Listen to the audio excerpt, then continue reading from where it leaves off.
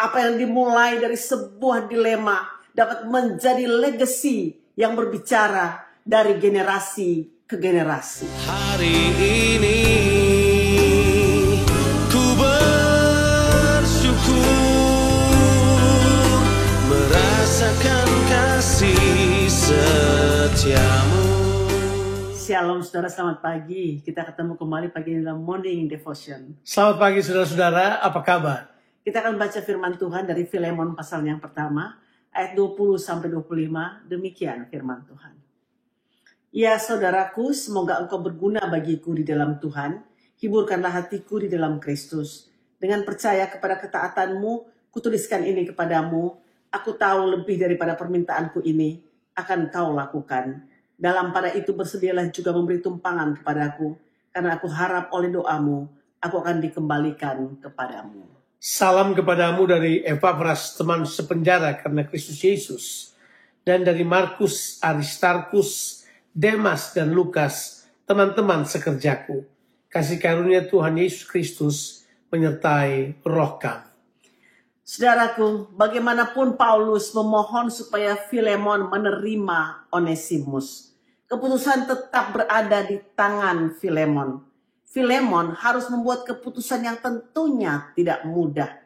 Kita sudah mengetahui bahwa pada masa itu dalam kerajaan Romawi ada hukum yang berlaku, bahwa budak yang berbuat salah harus dihukum mati. Ini adalah hukum yang berlaku secara menyeluruh. Sebagai pemilik budak, saudara, Filemon memiliki dilema untuk melakukan apa yang diminta Rasul Paulus. Tapi sebagai businessman, Filemon tentu secara hukum tunduk pada aturan-aturan pemerintah Romawi. Dan juga mentaati hukum Romawi itu adalah mutlak. Di sisi lain, saudara, secara sosial, tentu Filemon merasa tidak nyaman dengan rekanan bisnisnya.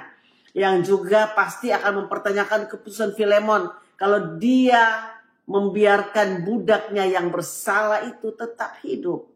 Saudara, apa yang terjadi yang paling penting bagi Filemon adalah dia harus hidup sesuai dengan kehendak Tuhan. Ini dilematis. Apakah saudara membayangkan kalau saudara sebagai orang percaya hidup dalam sebuah kebudayaan atau pada sebuah otoritas yang berbeda dengan keyakinan saudara? Filemon adalah seorang yang mempercayai Tuhan, tapi dia ada di bawah kekaisaran Romawi yang punya kebijakan-kebijakan yang berbeda. Menuruti apa yang Paulus nasihatkan buat dia dapat membuat dia kehilangan pijakan sebagai seorang bisnismen di Kolose bagi rekan-rekan pebisnis yang lain. Tapi dia juga tahu bahwa dia harus melakukan kehendak Tuhan. Dan Paulus mengetahui hal tersebut. Paulus memiliki kepercayaan penuh kepada apa yang dimiliki oleh Filemon di dalam Kristus. Paulus mengatakan begini, aku mempercayai ketaatanmu. Itu adalah hal yang luar biasa. Sekalipun Filemon ada dalam dilema yang sangat besar hal ini, tapi dia tentu memiliki sesuatu di dalam dirinya yang memampukan dia untuk berdiri dan mengambil keputusan-keputusan yang luar biasa. Dan keputusan itu telah mempengaruhi generasi-generasi berikutnya yang terinspirasi oleh keputusan Filemon tersebut. Saudara, Filemon memilih sesuatu yang memang ada dalam dirinya sendiri. Yaitu pilihan kasih yang dilakukan Filemon telah menjadi inspirasi untuk sesuatu yang mengubah peradaban di masa depan kemanusiaan. Di mana perbudakan dihapuskan pada abad ke-18. Saudaraku, kisah Filemon ini telah mengubah banyak orang dalam sejarah manusia. Apa yang dimulai dari sebuah dilema dapat menjadi legacy yang berbicara dari generasi ke generasi. Sedikit yang Filemon ketahui, bahwa waktu dia berhadapan dengan Onesimus. Dapatkah saudara membayangkan? Onesimus sendiri yang membawa surat Rasul Paulus yang kita kenal dengan surat Filemon ini. Dapatkah saudara membayangkan? Filemon yang marah, Onesimus yang ketakutan. Filemon membaca surat ini sambil memandang Onesimus di depan matanya.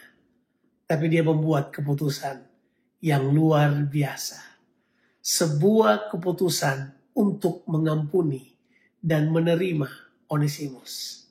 Sedikit yang kita ketahui, Onesimus yang diterima ini menjadi saudara di dalam Tuhan oleh Filemon. Dia bertumbuh secara rohani dengan cara yang luar biasa. Sehingga di masa datang, di masa berikutnya, kalau saudara mendengar ada bishop yang terkenal dari Kolose, maka bishop itu bernama Onesimus. Saudara, pengampunan dapat memberikan sesuatu yang luar biasa bagi orang yang kita ampuni untuk masa depan. Onesimus seperti terlepas untuk terbang tinggi.